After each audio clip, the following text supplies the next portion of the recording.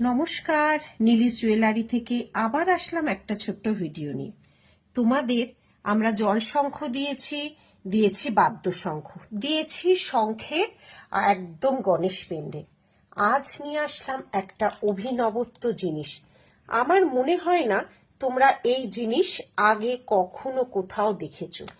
এই জিনিসটা হচ্ছে, এখন তো বিয়ের মরশুম, একটু অভিনবত্ব করার জন্য আমরা তৈরি করেছি এই শাখার উপর একটা সিঁদুরদানি।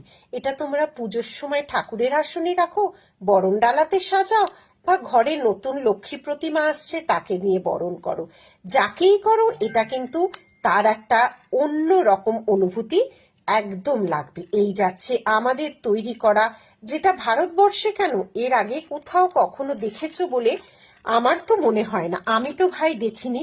একটা গয়নাকে ডিজাইন করে তারপর